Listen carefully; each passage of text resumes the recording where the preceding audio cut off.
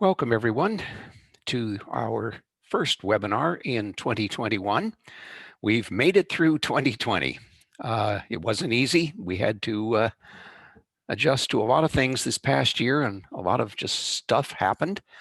But here we are, and it's 2021, and um, we're ready for a new year. I'm just going to check the chat here. I have water. Thank you. I have hot water actually tonight. I appreciate that so much. You're thinking about that. This is our 65th webinar, which I find kind of remarkable. We've been going at this for more than 5 years. And it's quite a collection of videos that are online. They're not all online, but most of well, I didn't start doing videos and putting them online when I first started this. But most of them are online, and you can find them on my channel on YouTube.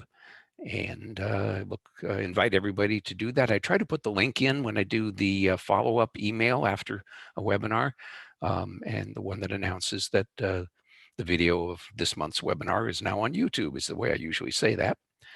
So we have a fun topic tonight. It's fun for me because it gives me a chance to talk about something that I kind of regard as a discovery that I've made. We're talking about alienation tonight, and I posed the topic as a question. What is the opposite of alienation? Because it's not something that gets talked about very much. Psychologists are aware of it, certainly, but what I'm going to share with you tonight is a bit of an insight, I think, into why it happens, how it happens, to whom it happens, and the consequences in everyone's life. Like so many things, you might say we all exist on a spectrum of alienation, from essentially none, we don't feel alienated at all. Do you know anyone like that? To those who are, you might say, on the far ends and who feel very, very isolated and alienated from society. So this topic of social alienation is really an extremely important one because it affects just about everybody to some degree. I came to understand something about alienation that I think was kind of unique, in that I don't remember any psychologist ever saying it quite like this. And what happened was that I had been working with a child, um, and a rather bright kid, I think it's fair to say. And what happened was that after a few sessions, I happened to have the opportunity to describe what I observed to a parent of the child. And the parent basically said that they didn't recognize the kid I was describing at all. And that was one of those moments that the whole concept just came to me in a flash, that one of the things that contributes most to alienation is the degree to which parents, teachers, other family members, teachers, and other community members get or do not get, and that's our nice colloquial get, they don't understand, they don't resonate with the child. We normally think of children as resonating with us, but there is this problem of working it the other way. From the kid's point of view is, do my caregivers resonate with me? Do they understand me? Do they care about me as I am, as opposed to how they want me to be? So that's the essence of alienation and the process. And if you have a situation where your caregivers really don't get you, you, you feel like you don't know who they are. Or pardon me, you feel like they don't know who you are. I got to get that turned around. They feel like you don't know who you are. And so you're not connected. You can't connect with them. And there's all kinds of reasons why that happens. But what does it look like? It looks like kids who are lost, confused, who are having trouble connecting with people and making friends or keeping friends, who have, they may have activities, but often those activities are one person activities that are just for them. And sometimes maybe there'll be like on a computer game or something, they can play a game with another person, even a person who's not present in the room, an online game. But there's not really much human interaction going on between themselves and their playmates. Um, and as things go along with alienation, it progresses. And so relationships become increasingly difficult, and unhappiness grows. And the sense of being lost, of not knowing where you belong, of not fitting in, gets more and more intense. And the situation can get to look really bad and feel horrible to the person that's going through it. So, what kinds of kids get alienated and grow up alienated and go through their lives alienated? First of all, I'd say kids that are sensitive. Kids that are really sensitive are aware of the quality of the interaction that they're having with other people. They don't understand it, but at least they're aware of what's going on or not going on. And they feel the distance, they feel the non connection with their caregivers. So, kids that are very sensitive are one of the best examples. Kids with specific kinds of problems like gender dysphoria, where a child 4 or 5 years of age maybe begins to realize that they're not who they're supposed to be in terms of their gender identification. Either they're a trans kid or a gay kid, a homosexual kid, or they're not oriented to one gender or the other particularly. Um, and so they're not fitting into the binary mode that is so prevalent in the society around them.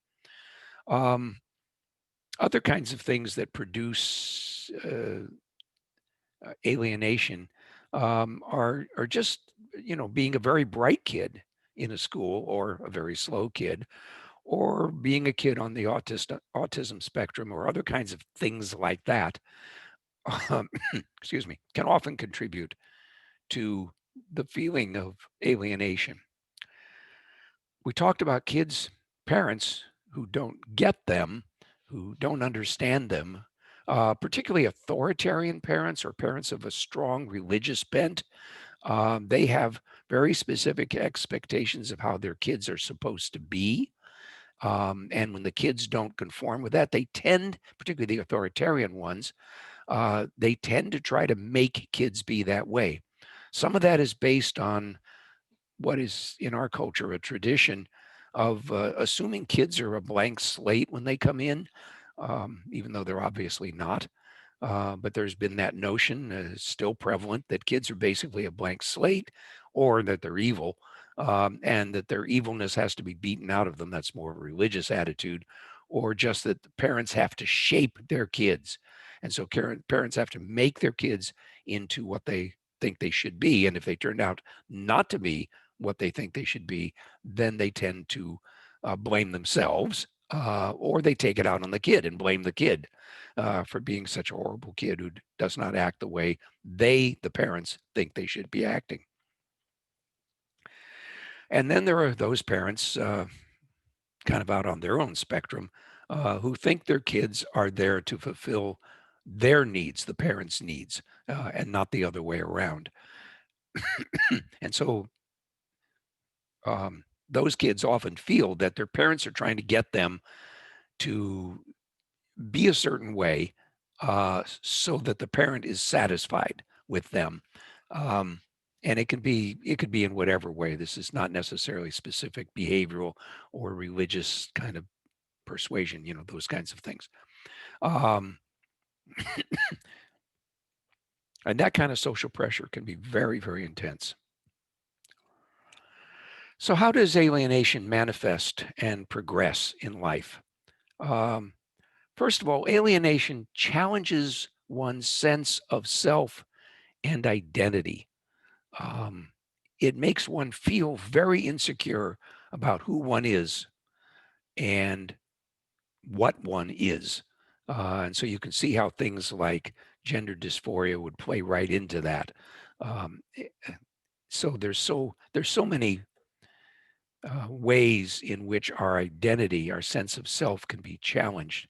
But one of the strongest ways, one of the most powerful influences on us, is when our caregivers don't understand who we are, don't get us. Alienation limits our capacity to relate and connect with others. And so kids that are alienated and adults tend to be loners, tend to have difficulty working with or collaborating with others, either in play as children or later in work situations. They have a lot of trouble with work performance. That's the quality of their work. And later, when they're working, they may have trouble with the quantity of their work, with the productivity, particularly if they're in a situation where productivity is the main measure of competence. How many units of whatever can you produce or take care of? And so quantity and quality are big issues. And career success tends to suffer. And a lot of people who are alienated wind up, a friend of mine called that career attention deficit disorder, meaning they move from one thing to another, maybe have a variety of jobs during the course of their life, but never seem to settle into a career or a place where they feel really secure. I'm going to take a little sip.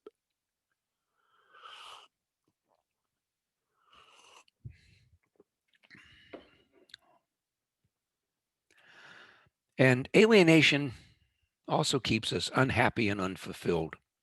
How can we be happy when we're so insecure about who we are and how we fit in or not, right? How we don't fit in, and how we just don't know how to go about doing it. We never have learned how to fit in. Granted, a lot of kids try very hard to conform to parental expectations and parental desires. Um, but the problem with alienation is you just can't really do that very well. You give up something of yourself to try to be something for somebody else. And kids do that and often do it successfully, but those that are really alienated generally don't. And particularly those who are very keenly aware, the sensitive kids, particularly, who are very keenly aware of the reality of their situation. They realize that they're not connecting with their caregivers. They feel distant. And this may lead to behaviors that may seem very contrary to parental desires, or they may actually be, be in harmony with parental desires, particularly sort of subconscious parental desires. And so they develop coping mechanisms that get increasingly bizarre over time.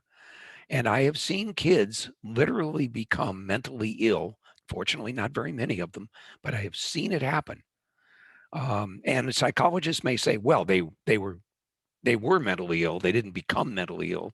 You just didn't see the diagnostic signs early in life. You, as a pediatrician, you didn't see them until they were teenagers. We could really put a label on them, or, as I've seen in some cases, multiple labels, either over time or even simultaneously. And it can get very absurd. I'm going to make a little digression here because it was something that came up today on the internet. And one of the things there's an Iowa mental health board. I don't remember the exact title of the board that was created just a couple of years ago by the governor. And the board has been meeting, and one of the things the board wants to do is to develop mental health screening, what they called universal mental health screaming. That's me, the screaming, screening. And I didn't write to the board, but I wrote to the people who published about the board's doing that. When you say that, it's worth commenting that there's controversy about universal mental health screening because it tends to over label. Kids are labeled as mentally ill who have coping mechanisms that resemble behaviors that some mentally ill people engage in. And so, once labeled, of course, it's very hard to get unlabeled. There is no board that an 18-year-old can appeal to that says, I was diagnosed when I was 7 and I'm not mentally ill, you know. And then, there's just no mechanism to do that. You are labeled then forever when they say, when you go to a job application, have you ever been labeled as mentally ill? And they have to say yes, because if they said no and turned out something happened on the job, they could be accused, of having lied on their application and get fired and who knows what else. So, anyway, serious mental health consequences. Um, and one of the things I've observed is that strangely, children often wind up acting like their parents. Now, children always act like their parents. It's only a concern. It only gets labeled when that behavior, which the parents often can kind of hide, but the kids are acting it out. They're expressing it. They're behaving that way, crazy ways, doing crazy things.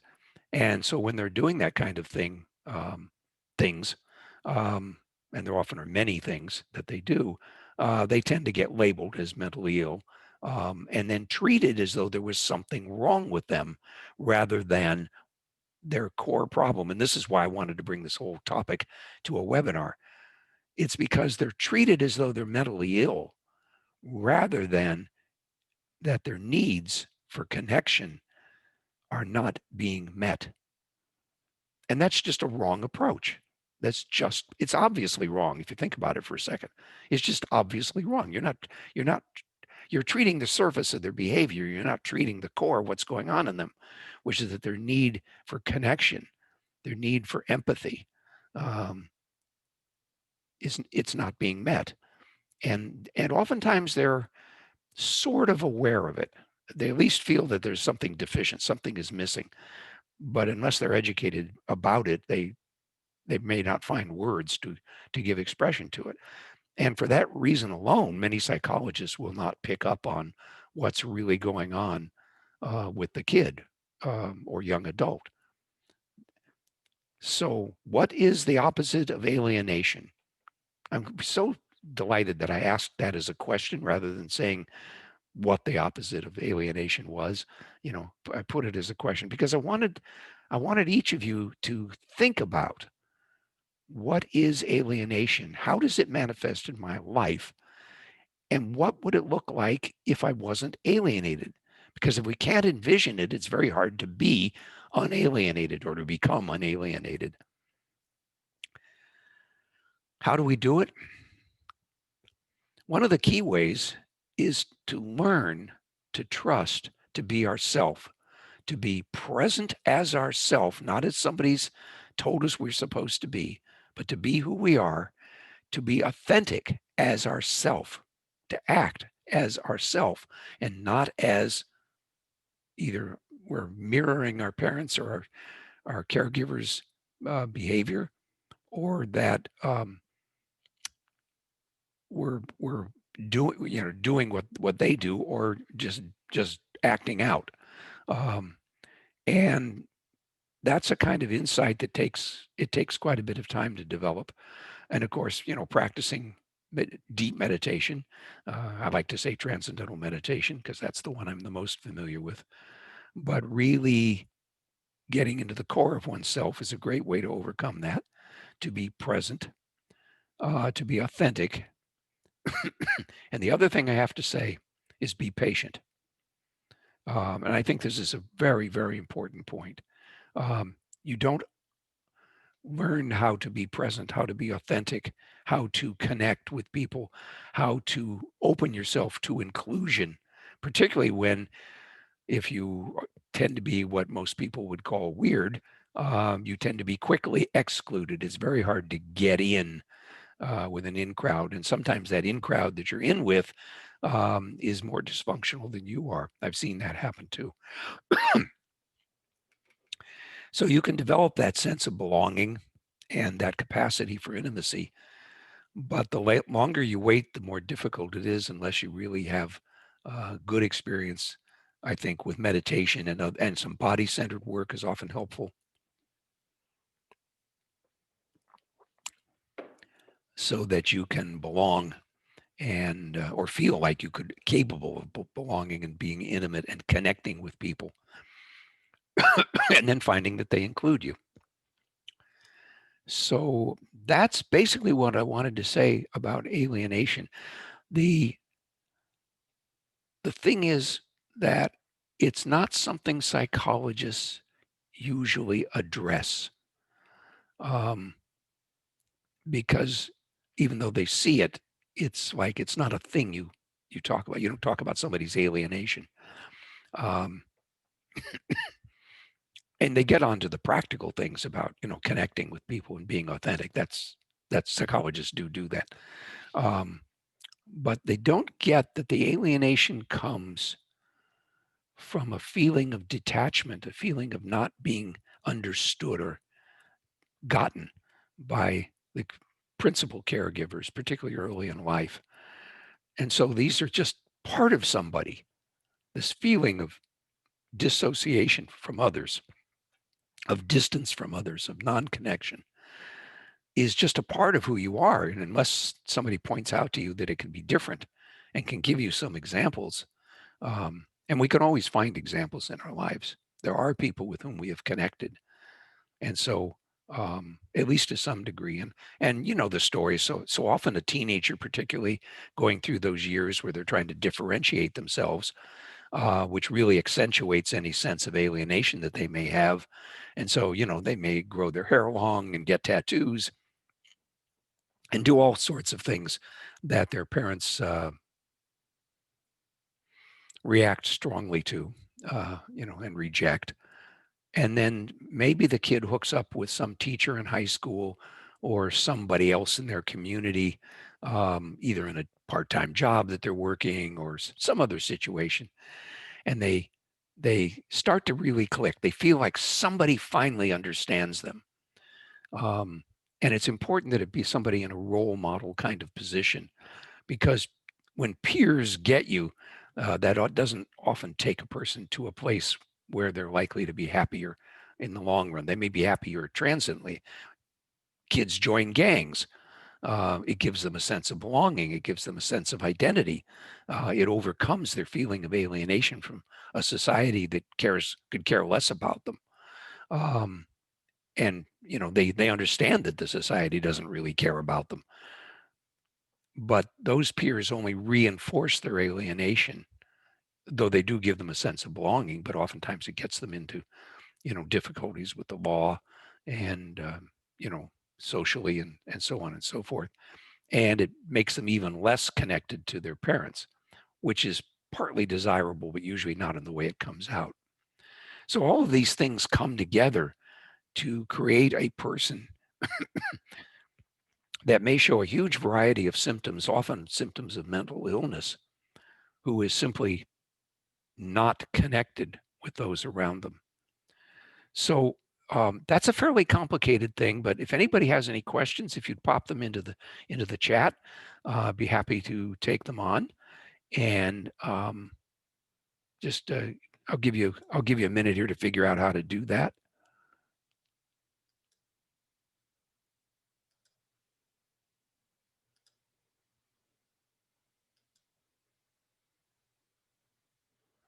Darn, I got to refresh my page.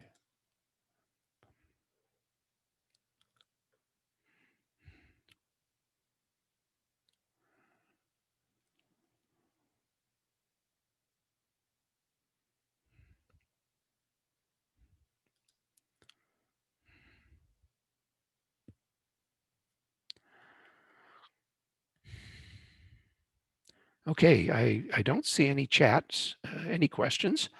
So with that, I'm going to draw this recording to a close. And just let everybody know who happens to see the recording. We'll do another webinar next month. That will be on February 9th. And the webinar, I'm going to get back to real practical stuff. I've kind of drifted off, I think, over the last month. Well, I guess some of that was pretty practical because we talked about the pandemic and the electoral politics and the toll that was taking on us. But anyway, we're going to do a topic called "We Don't Ever Need to Accept Illness." We don't have to be ill. It can be changed. If you can't do it by yourself, I'm here, whether it be a minor health problem um, that, you know, would otherwise need medical attention or something more serious. So don't hesitate to call on me. And next month, we'll talk about why you don't ever need to accept illness.